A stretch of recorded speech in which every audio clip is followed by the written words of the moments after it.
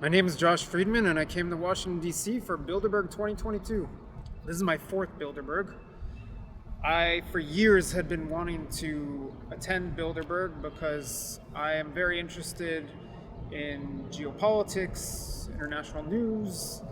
I travel around the world, at least I have over the past 7-8 years, something like that, covering news. And Bilderberg was something that I heard about 12 plus years ago, probably longer than that.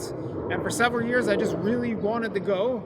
And then when I moved to Europe a while back, it just became much more feasible for me. And I went to a few in Europe, and this is my first one here in North America. So why is Bilderberg important? I mean, there's a lot of conferences that go on out there, G8, G20, Davos, the World Economic Forum, but what is it about Bilderberg that's special? Well, some of those conferences that you named do draw people of power and influence similar to the people meeting inside the Mandarin Oriental right now. But unlike Bilderberg, the public has much more of a clue of what's going on at those conferences. There's a lot more transparency. In some cases, like Davos, you have live streams of the actual discussions, or you have press conferences and lots of communication between the world leaders who are meeting in the press. And Bilderberg is basically the opposite. There is next to no communication between the people on the inside and the people on the outside. So yeah, the secrecy factor is huge. It draws in all kinds of people, it draws in all kinds of ideas. I'm not personally one of the ones saying that the people inside right now are in control of the world and running everything and deciding every aspect of our very lives. But the secrecy is very intriguing, especially when it's coupled with people who are powerful, who are influential, and who are involved in pressing geopolitical matters. Like right now, for instance, you have, at least we believe, the Prime Minister of Finland in there, and the head of NATO in there, and quite a few other influential people in the military realm, at least in the US and Europe. And right now, Finland is trying to join NATO. That's a hot button issue.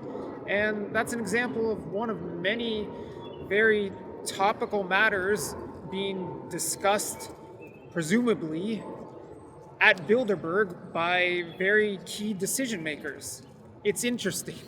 I'd like to know what's going on. So if anything, I'd just like to be a fly on the wall, but they don't let me in to sit down and take notes and write an article. So it's a curiosity, is what you're saying. Oh yeah, of course. So why is nobody else here? I mean, you've been here for 2 days. I showed up today because it was, I've gone to Bilderbergs in the past. I've seen more people protesting or just, on the outskirts. Today there were 5 people in total. You've seen everybody, but that's as many as I've seen. 5 is an increase from yesterday. That is for sure. And that's an oddity because we're right in the middle of Washington, D.C. I'm staring at the Capitol. I guess you can't pan the camera, but I'm in a direct line with the Capitol. And you've got all the monuments and memorials surrounding us. Jefferson Memorial's right across the water. Washington Monument's right over here. We're right in the middle of D.C. So you would think that an event of this magnitude, at least I think it's an event of magnitude, with very powerful people, key decision makers inside, meeting right in the middle of DC, you'd think it would draw somewhat of a crowd on the outside.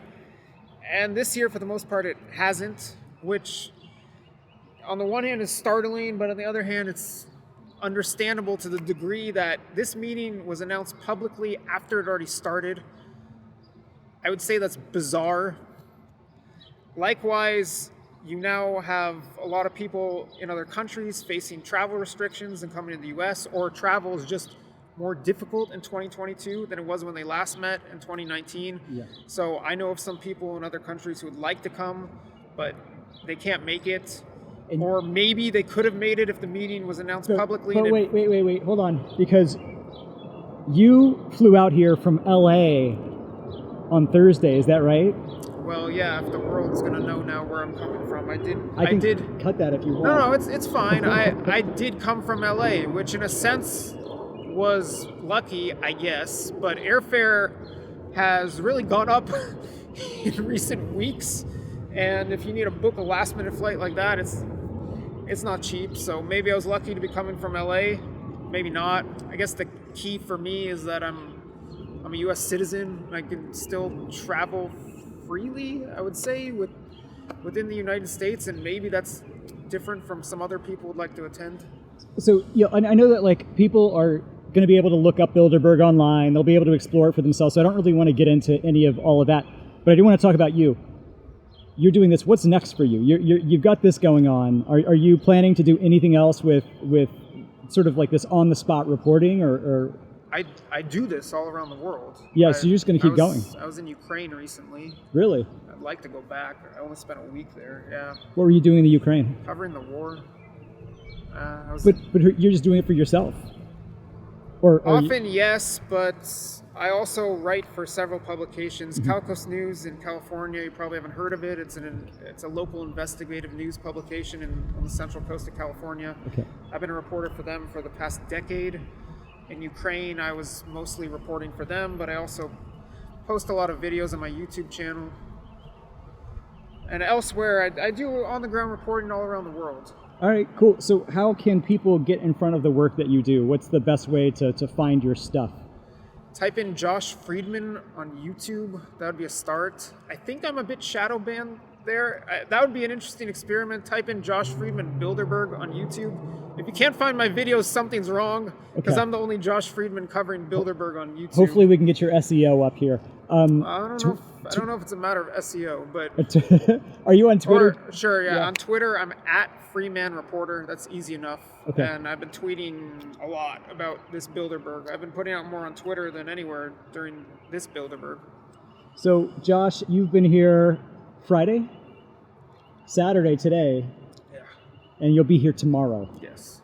You're awesome, man. I'm glad you're getting out there and showing some of the things that people are just unwilling to look at or just don't have the opportunity to get in front of. So thanks for taking the time to chat, and it's been nice hanging out with you and getting to chat with you today, man, and taking some pictures and shooting the shit. So thanks, man. Likewise. Thank you for coming out. It's been fun. Awesome, man. All right, thanks for the interview, man. I Sure appreciate thing. it. Awesome. Keep cutting.